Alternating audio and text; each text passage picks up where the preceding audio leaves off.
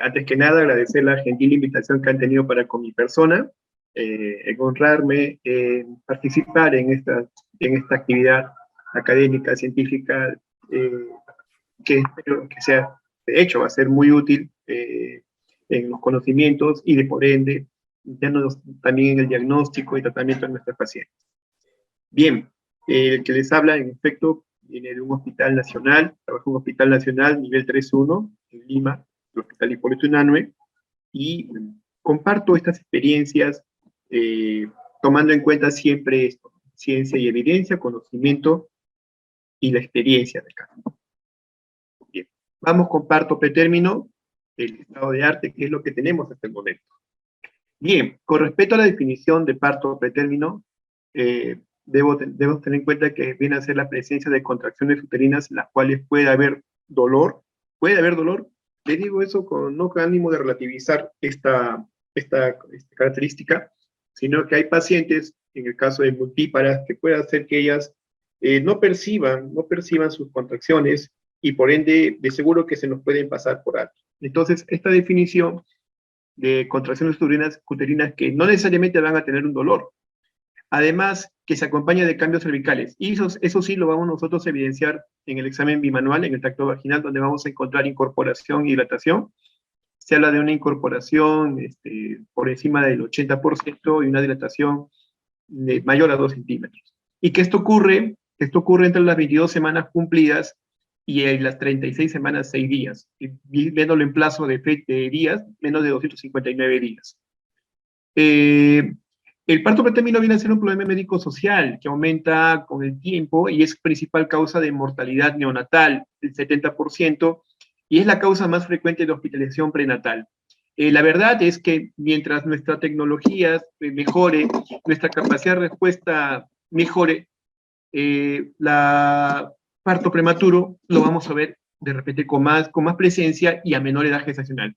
Es claro que la implementación de estos equipos de servocunas especiales, ventiladores mecánicos para los neonatos pretérminos, el mejor conocimiento de la fisiopatología y el tratamiento del prematuro extremo hace que nuestra capacidad de respuesta sea mejor y tengamos una mejor sobrevida ya a menores edad gestacional. Por tanto, es un hecho que vamos a seguir viendo parto pretérmino en incremento. Otro es, sí, pues también lamentablemente nuestro conocimiento de las patologías, de diversas patologías, van a hacer que tomemos conductas de repente ya más tempranas. Me explico. Detectamos una preeclampsia a las 32 semanas, 28 semanas, y tenemos que buscar la culminación de la gestación porque esta patología se va a una preeclampsia con criterio de severidad. Entonces, ¿qué estamos haciendo? Un parto pretérmino. En este caso, iatrogénico, sí, pero estamos generando un parto pretérmino. Y esto en función a los criterios clínicos para esta patología. Entonces, parto pretérmino lo vamos a ver, ya no son necesariamente de forma espontánea, sino también cuando nosotros tenemos que deliberadamente provocar. Ahora, en los recién nacidos prematuros con peso menor de 1 kilo, las 3 principales causas de mortalidad son la insuficiencia respiratoria o distrés respiratorio, las infecciones y las malformaciones congénitas.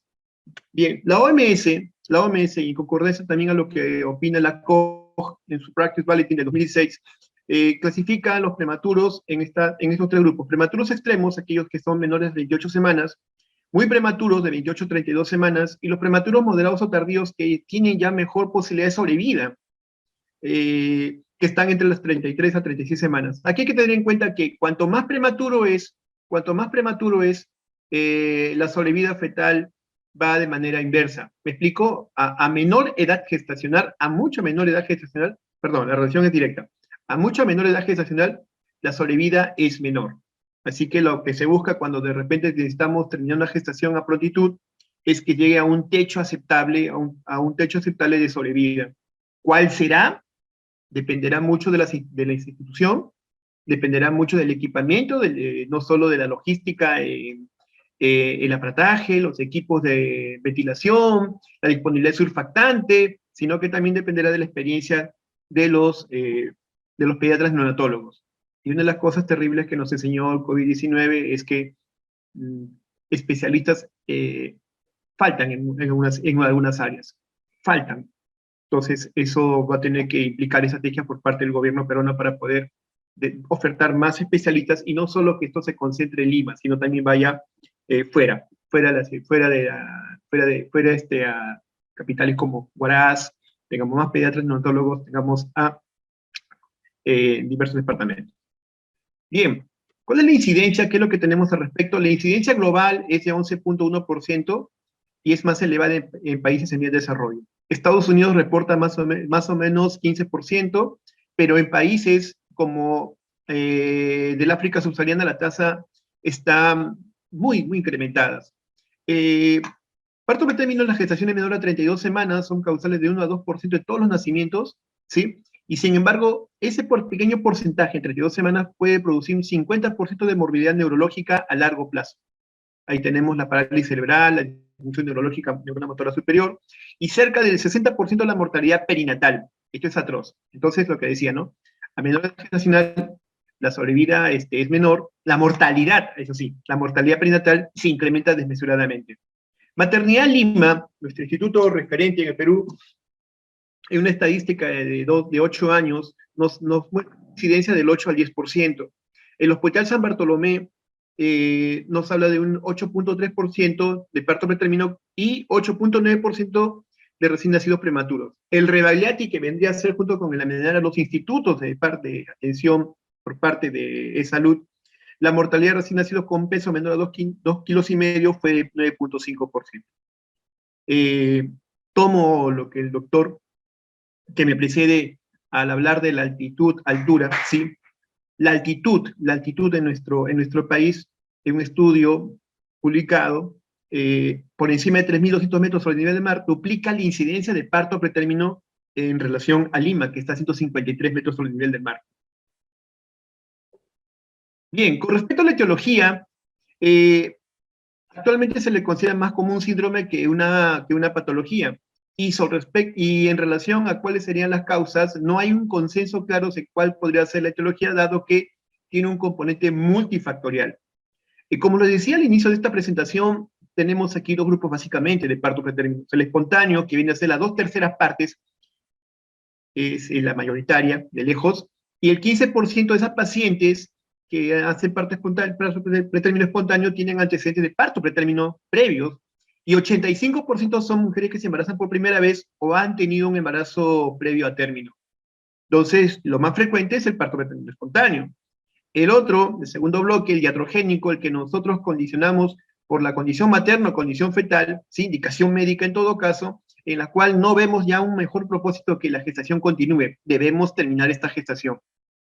Y se cree que las infecciones de índole urogenital, si no son urinarias, del tracto vaginal, podrían ser la principal causa, ¿no? Perdón, principal factor. Se observa el parto pretérmino espontáneo, un 40-50% de la estadística, asociado con ruptura prematura de membranas. Cuando está asociado con ruptura prematura de membranas, aumenta desmesuradamente la proporción de mortalidad perinatal, 25-40%, y por indicación, o lo que es iatrogenia, 20-30%. Eso es lo que tenemos en cifras. Y en los factores de riesgo, si bien son múltiples los factores que pueden intervenir, ahí tenemos, por ejemplo, el parto pretérmino previo, que es el más importante al momento de ahondar en la anamnesis, en los datos. El dato de un parto pretérmino es terrible, ¿sí? Como factor de riesgo. Embarazos múltiples, ruptura prematura de membranas, peor sesión pretérminos, polidramios, desprendimiento prematuro de placenta previa, una miscelánea de patologías. Si bien esos factores de riesgo pueden estar presentes, en la mayoría de los casos no puede identificarse ninguna causa o factor de riesgo. También ese es otro problema que enfrentamos, ¿no? Puede ser paciente que haga parto pretérmino y de repente no estén estos factores de riesgo. Si bien tenemos esta tabla. A lo que voy es, en la mayoría de los casos, entonces, puede darse que no identifiquemos la causa o el factor de riesgo preponderante. Esto es lo que hace más difícil la determinación de la etiología. En lo que respecta a la fisiopatología, son múltiples los mecanismos desencadenantes y multifactoriales, lo cual no permite identificar alguna intervención efectiva para poder evitarlos. Lo que se postula es que habría una cascada de unos 6 eventos, ¿no? Uno es la disminución de los niveles de progesterona. Recordemos que la progesterona es la hormona gestacional por excelencia, tanto así que se dice que el embarazo es un estado progesterogénico, ¿sí? En todo caso, en esta situación de parto pretérmino, disminuye los niveles de progesterona, disminuye esa quiesencia, de esa quietud del útero. Se ha visto que aumenta la hormona liberadora de corticotropina, la CTH, se produce una activación residual de la placenta, aumenta la producción de prostaglandinas, hay una liberación de oxitocina y aumenta la producción de citocina. Todos estos eventos pueden estar concatenando diversas entidades como pueden ser un RPM o el parto pretérmino espontáneo, ¿sí? Entonces, se ve que hay aquí pues una complejidad en la cual tiene que haber también la activación del eje hipotálamo hipófisis materno-fetal, procesos inflamatorios que pueden ser un componente infeccioso, la hemorragia residual, que puede haber un desprendimiento prematuro de placenta, la distensión uterina patológica, esto es cuando el útero está muy distendido, ¿sí? Y esto puede propiciar un embarazo múltiple, un polidramios, anomalías uterinas, miomas, por decir. Entonces, todo eso va a llevar a una serie de mediaciones donde están implicados la disminución del nivel de progesterona, el aumento de la corticotropina, y los mediadores proinflamatorios que van de las interleuquinas, trombinas, y van a llevar a una alteración coleoresidual, y esto a su vez en el tiempo va a llevar a parto pretérmino. Eso es lo que tenemos al respecto, gente de la fisiopatología. Bien, las complicaciones neonatales son múltiples, y aquí resalto una de las más importantes, que es lo que ocurre en los pulmones. De hecho, es una de las primeras causas por la cual un prematuro muere, se complica, y el abordaje pues también implica todo un reto. Es el síndrome de dificultad respiratoria, donde va a haber fuga de aire, displasia broncopulmonar, apnea en la prematuridad, y esto a corto plazo. Pero mientras esté hospitalizado vamos a tener también la displasia broncopulmonar, la enfermedad reactiva de las vías respiratorias, y la lista de complicaciones, como les vuelvo a repetir, son muchas, gastrointestinales, inmunológicas. Tenemos en el sistema nervioso central la hemorragia intraventricular, la leucomalacia periventricular, la hidrocefalia, lo que puede llevar a largo plazo a parálisis cerebral, hidrocefalia, retraso del neurodesarrollo, es decir, las complicaciones no solo se van a ver de manera inmediata, sino a largo plazo en la vida ya como niño, como un joven, como un adulto. Y eso puede llevar a dependencia, limitaciones en su vida, en su inserción a la sociedad. Va a ser una persona que va a tener de repente taras para diversos desarrollos en relación al compromiso para otros sistemas que puedan estar afectados.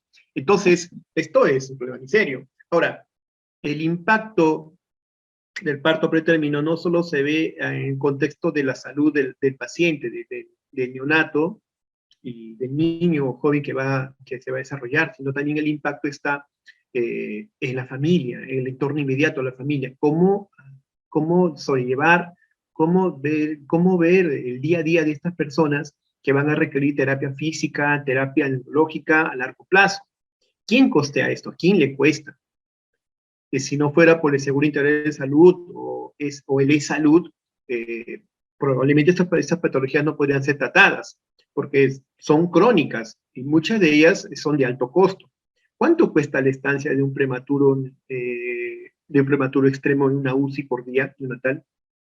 Entonces, todo esto imbrica toda una serie de retos para la familia, para el profesional de salud y también como país.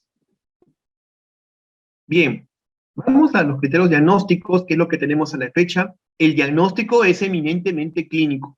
Es eminentemente clínico. Y tenemos que tener en cuenta lo siguiente: la amenaza de parto pretérmino, la condición previa para que se vaya a parto pretérmino. Aquí hay mucha discusión en diversas guías de práctica clínica, en publicaciones, en cuál podrían ser los criterios así taxativos para discriminar: esto es amenaza, esto es parto pretérmino. Tanto así que puede variar teniendo en cuenta no solo el hecho de la paridad, si es una primípara o una multípara, los cambios apicales pueden ser muy diferentes. También tendría que ver la edad gestacional, también tendría que ver el biotipo, la condición de la paciente, de la mujer. No es lo mismo una mujer nórdica con una mujer latinoamericana. Entonces, aquí sí debo ser claro en que no hay un consenso establecido de cuáles son los puntos de corte. Los más aceptados son los criterios de CRIS, están vigentes en la mayoría de publicaciones. Diversos países como Chile y México en guías de práctica clínica toman parámetros de repente, yo diría, bastante altos, ¿eh? Solo por mencionar el más usual. Se habla de que es una amenaza de parto pretérmino cuando hay contracciones uterinas en al menos cuatro contracciones en un plazo de 20 a 30 minutos o unas 8 contracciones por hora, y en las cuales las modificaciones cervicales, es decir, dilatación e incorporación, serían estas. Una dilatación, perdón, aquí debe ser dilatación menor a 2 centímetros, menor o igual a 2 centímetros, e incorporación menor o igual a 80%, menor a 2 centímetros, menor o igual, e incorporación menor o igual a 80%, sería una amenaza de parto pretérmino. Ahí sí hay un lapsus de legislación, disculpen. Y si fuera por encima de esto, estaríamos ya en un trabajo de parto, parto pretérmino. Bien, eso es lo que tenemos entonces, que los criterios diagnósticos a la fecha aún son motivo de discusión, no hay un consenso claro establecido a nivel mundial, varían incluso aquí en la región latinoamericana. Hay todo un esfuerzo con respecto a usar la longitud cervical y el dosaje de la tironectina fetal. La longitud cervical, que se valora por ecografía transvaginal, ha mostrado una utilidad en pacientes con factores de riesgo para parto pretérmino, no para la población general, no para la población general, solo en pacientes con factores de riesgo para parto pretérmino, la longitud cervical, que se puede valorar a partir de las 18 semanas, 18 a 24 semanas hasta las 34, ¿sí?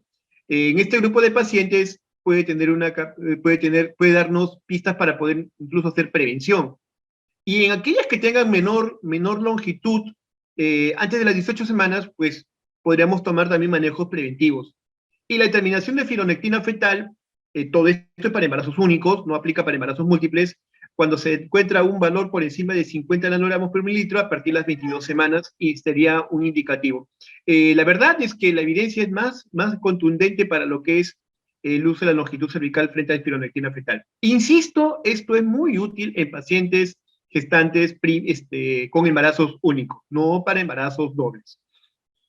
Aún así, en publicaciones recientes,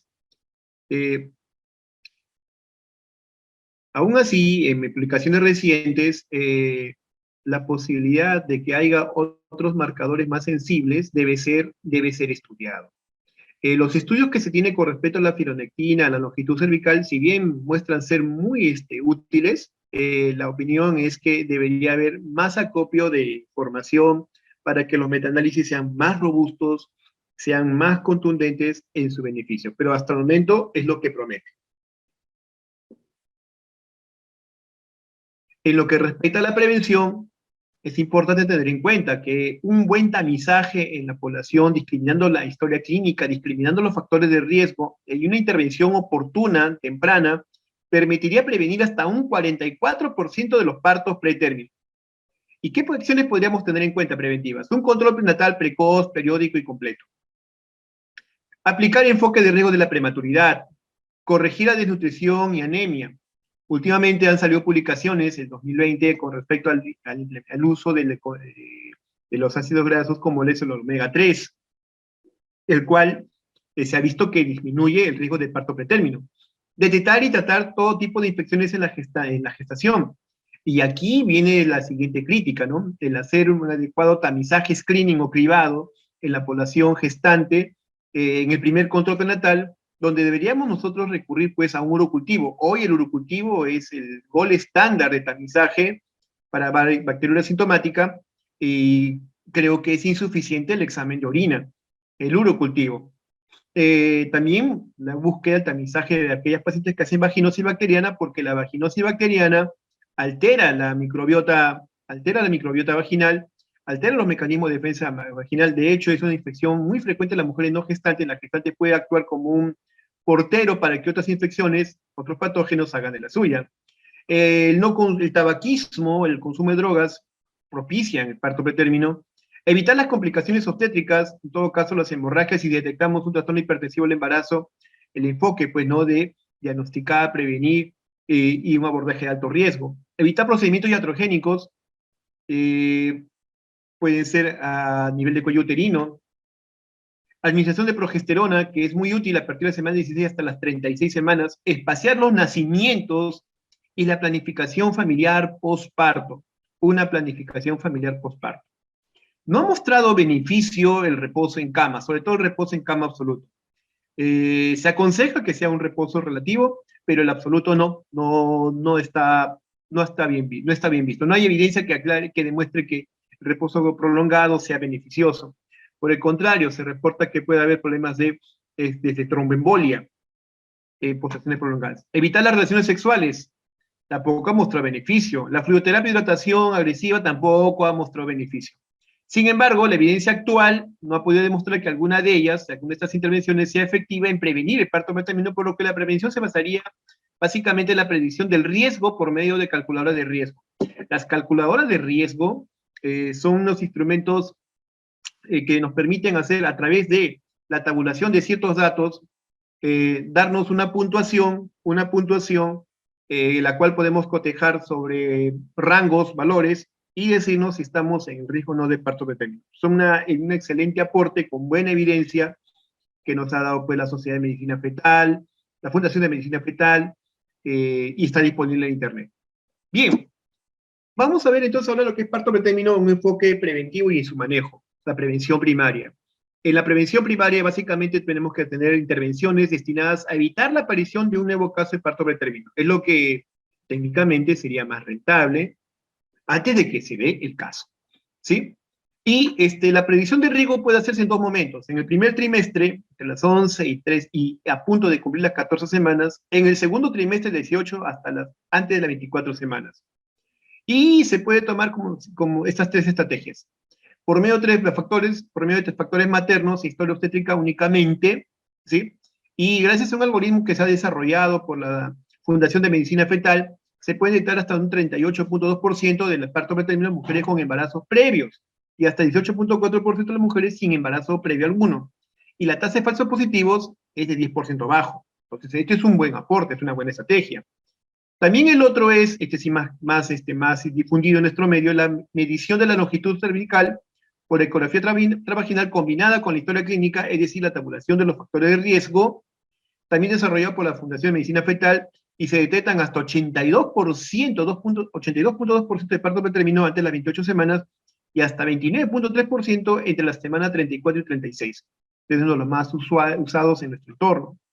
La medición de longitud cervical por ecografía transvaginal, ahora sí, combinada con historia obstétrica y fibronectina fetal. Desarrollado por el King College, King College está en Inglaterra, tiene una sensibilidad del 100% y una especificidad del 95% para un 10% de riesgo de parto pretermino dentro de los 7 días de la intervención. Tenemos esas opciones. Bien. También en intervenciones, ya yendo a lo que son las propias intervenciones, tenemos el uso de progesterona vaginal, y aquí tenemos en cuenta lo siguiente: en embarazos únicos, y la longitud cervical es menor a 15 milímetros, se entiende que es un cervix corto, por debajo de 25 milímetros es un cervix corto, reduce la tasa de parto pretermino, gestaciones menor a 34 semanas, en un 35 al 40%, ventajoso. En los embarazos múltiples, y la longitud cervical menor a 25, se entiende cervix corto, reduce la tasa de parto pretermino en gestaciones menores de 34 semanas en un 30%. Ahora tenemos también esta otra opción, el cerclaje cervical. ¿Cuándo aplicar el cerclaje cervical? Si nosotros encontramos una paciente con factor de riesgo y la longitud cervical es menor de 25 milímetros, embarazo único, y sin historia de parto pretermino, el cerclaje cervical reduce la posibilidad de un parto pretermino espontáneo en gestaciones menores a 34 semanas en 15%. Esto podríamos tener en cuenta.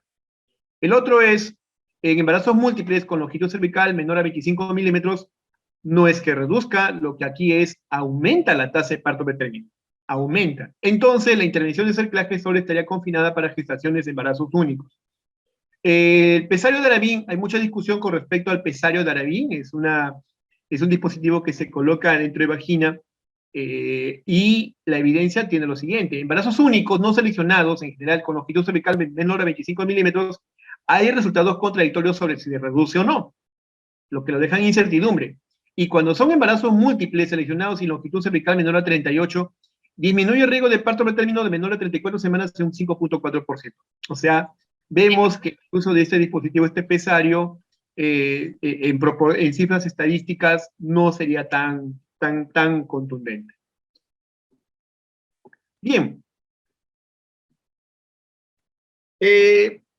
Teniendo en relación la combinación de la longitud cervical y el uso de progesterona y la evaluación de si una paciente con antecedente de parto pretérminos previo o no, tengo este algoritmo que aún está válido, que es un algoritmo que se publicó la Sociedad de Medicina Fetal en el año 2012, salió en el ACOG, sigue vigente, y en la literatura pues está como un referente. Cito acá la publicación americana de Manuel de Johns Hopkins Ginecología Obstetricia de 2021, el cual, en caso de feto único, donde no hay antecedente de partos pretérminos previos y una longitud cervical de 18 a 24 milímetros, estos milímetros, disculpen, si la longitud cervical, perdón, longitud cervical 18 a 24 semanas, la longitud cervical realizada a las 18 a 24 semanas, encontramos una longitud cervical menor a 20 milímetros, deberíamos administrar progesterona. Pero si a las 18 a 24 semanas la longitud cervical está por encima de 20 milímetros, entonces el control prenatal podría ser de rutina, claro, con enfoque de riesgo, debe ser un control prenatal rutinario. Ahora, feto único, pero con parto pretérmino previo, se aconseja dar 17-alfa-hidroxiprogesterona, se aconseja. Y se hace la medición de longitud cervical seriada entre las 16 a 24 semanas, en el cual puede darse las siguientes condiciones. Si la longitud cervical es menor a 25 milímetros, habría que hacer el cerclaje y continuar administrando 17-alfa-hidroxiprogesterona, esto es progesterona intramuscular. Ahora, si la longitud cervical es mayor o igual a 25 milímetros, se entiende que es un cervix no corto, pero tiene la antecedente parto pretérmino previo, deberíamos continuar solo con 17-alfa-hidroxiprogesterona. Es un esquema bastante útil, vigente aún, ¿sí? Y aquí tenemos esta misma recomendación, pero ya tomando en cuenta como grupos poblacionales, ¿no? Si es una gestante asintomática, único, y es un embarazo único, sin parto pretérmino espontáneo y longitud cervical desconocido normal, no hay evidencia para que recomiende la progesterona de rutina. Si es un embarazo único con parto pretérmino previo espontáneo, sí lo hay, ¿no? Sí deberíamos emplear 17-alfa-hidroxiprogesterona, caproato de 17-alfa-hidroxiprogesterona en esa posología, esto es para ampliar el cuadro anterior. Y si es único, sin parto pretérmino espontáneo, pero longitud cervical menor a 20 milímetros a las 24 semanas, progesterona vaginal, 200 miligramos, hasta la semana 36.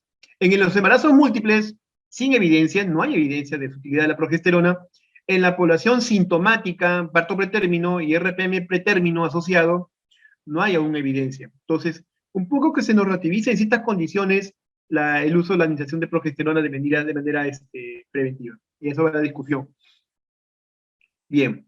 Ahora el otro es la prevención secundaria. Y aquí ya estamos ya de lleno en la patología. Aquí estamos de lleno ya en el desarrollo de la enfermedad.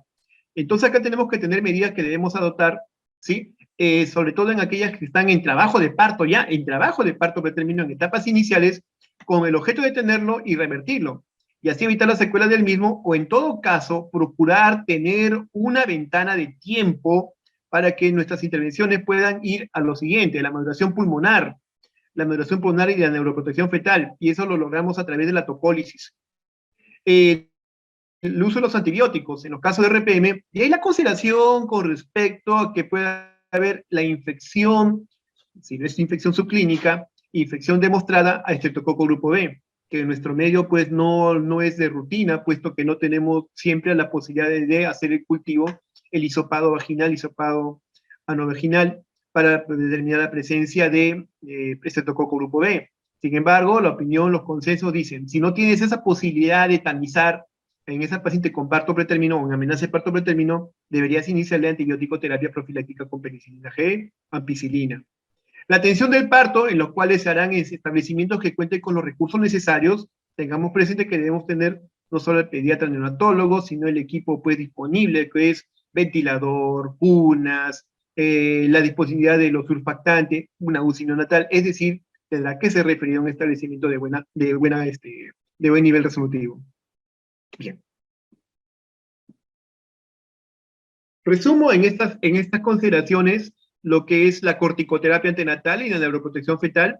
Para todos es claro que la corticoterapia antenatal disminuye notablemente la morbilidad perinatal por distrés respiratorio, hemorragia ventricular y intercolitis endocrinizante, y que el mejor momento sería entre las 24 y 34 semanas. Siempre hay discusión, ¿y por qué dan las 24 semanas?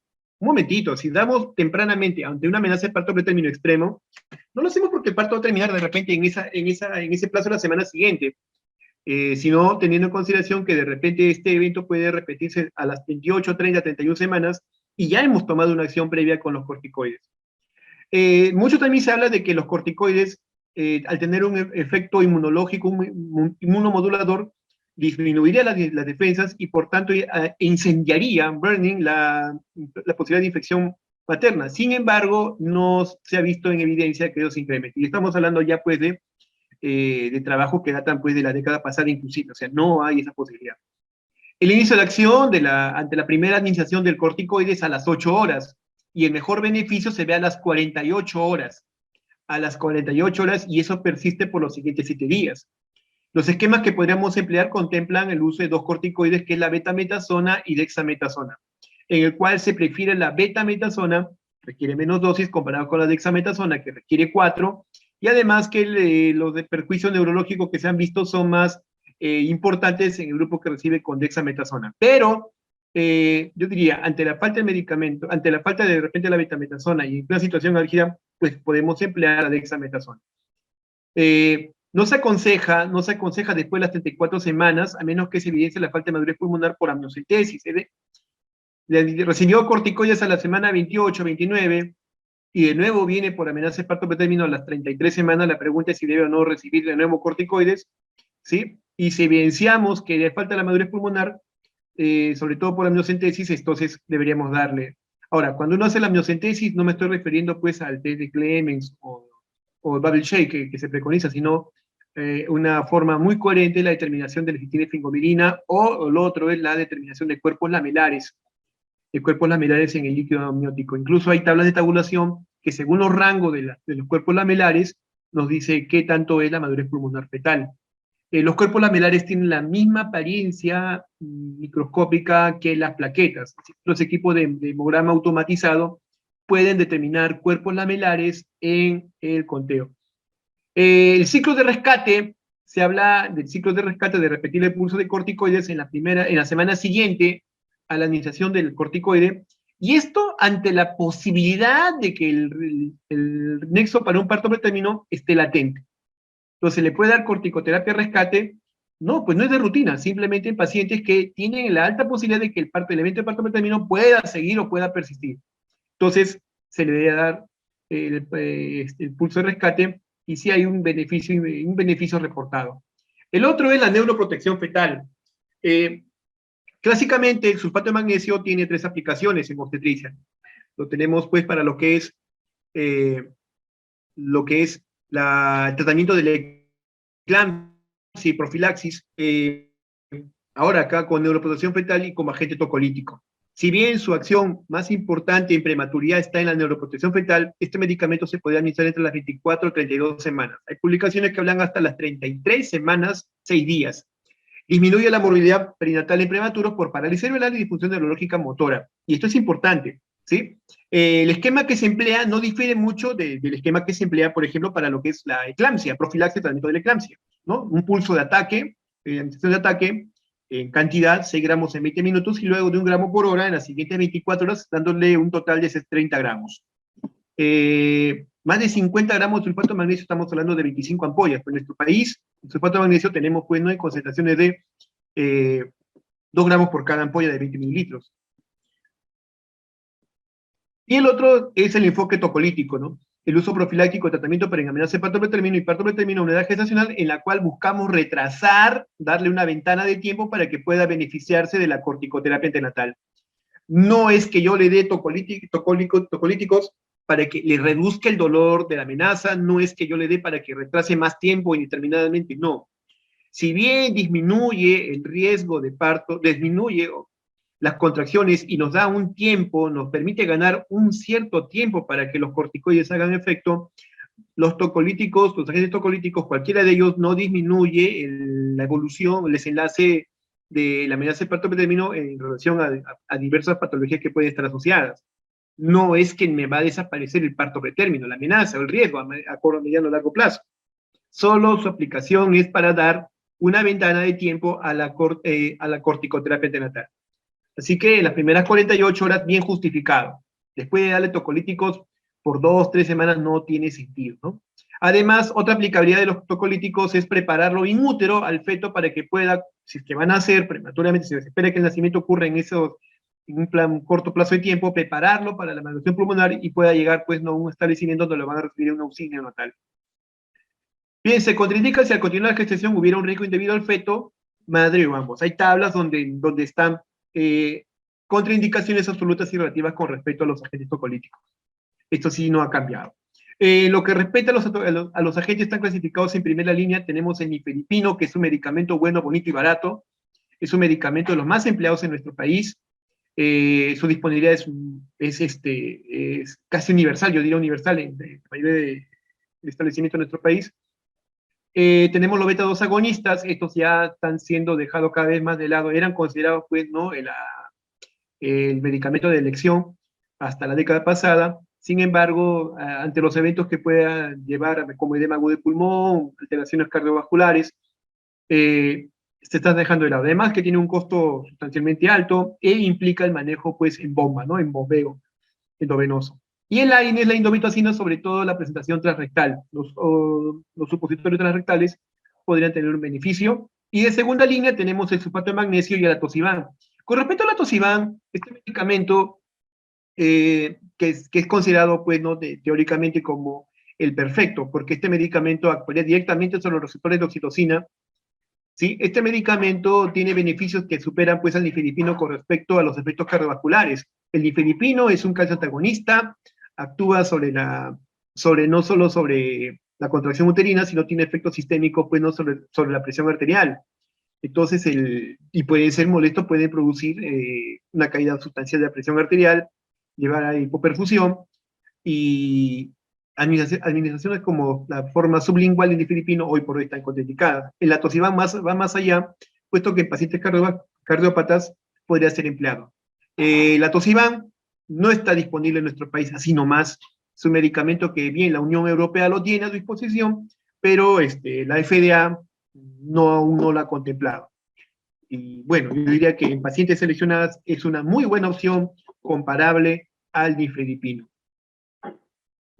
Bien, resumiendo las secciones que debemos tener en cuenta, recomendadas, entonces deberíamos hacer una pesquisa de la bacteriuria sintomática en las pacientes, y qué mejor que a través de un urocultivo, si se puede hacer. La medición de la longitud cervical en pacientes con factores de riesgo, población de riesgo. La administración de progesterona intramuscular o vaginal en poblaciones con antecedentes de parto pretérmino, según los esquemas planteados. La progesterona vaginal en cervix corto. El cerclaje cervical en población con antecedentes de parto pretérmino y cervix corto. La neuroprotección fetal con sulfato de magnesio.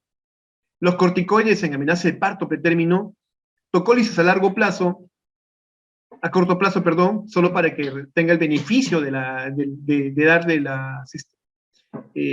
beneficio de la maduración pulmonar, la tocólisis a corto plazo, antibióticos en RPM o cuando no se pueda reconocer la presencia de estreptococo grupo B, y no recomendados el hacer la medición de la longitud cervical de la población general. O sea, que el que encuentre, lo practique de manera sistemática a toda la población, por favor, no esperamos tener un mayor beneficio. El otro es la pesquisa vaginosa y bacteriana en población general tampoco. O sea, todos los esfuerzos deberían ser concentrados en la paciente con factor de riesgo, al igual que el uso de progesterona en pacientes con embarazos múltiples, cerclaje cervical en embarazos múltiples, el cerclaje cervical en parto pretérmino, el uso del pesario cervical que estamos viendo, el pesario de Arabin, que vemos que no tiene hasta el momento un beneficio demostrado claramente.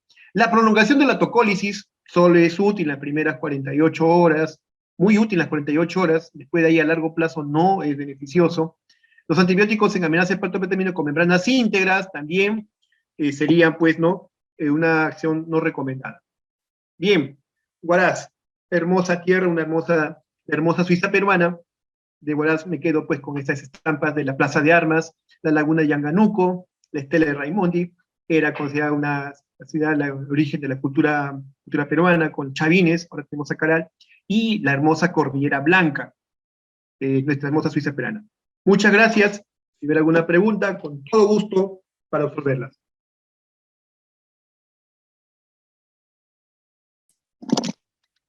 Muchas gracias, doctor Henry Caituiro, por su exposición. Vamos a resolver algunas preguntas, ya que tenemos un poco de tiempo. Nos Correcto. preguntan el doctor Carlomagno Morales. Paciente con antecedente de conización que está gestando, ¿sería útil la progesterona? Esa es una pregunta. Y la experiencia del sulfato de magnesio en el Instituto del Ponente como neuroprotector cerebral en prematuros extremos. Bien, gracias. Con respecto a una paciente que ha sido sometida a una conización, de alguna manera este cuello uterino ya tiene cierto grado de afectación, ya se ganó claramente un factor de riesgo.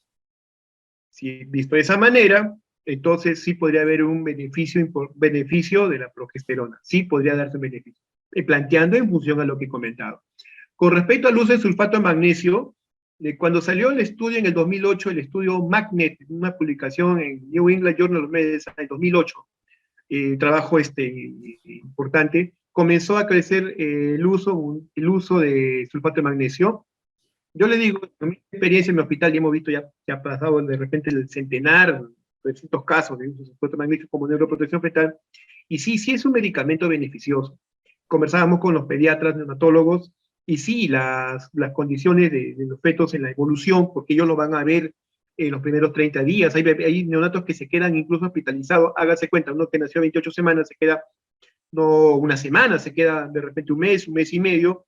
El desarrollo neurológico se ve ahora, en estas épocas, que es más acorde y ya tenemos menos consecuencias, pues, ¿no? En relación a la disfunción neurológica motora superior. Entonces, sulfato de magnesio no es un medicamento, pues, no es un medicamento del cual podemos diseñar. La forma de administración es tan igual como para profilaxis de preeclampsia o tratamiento de eclampsia. Tiene beneficios claramente demostrados y estamos hablando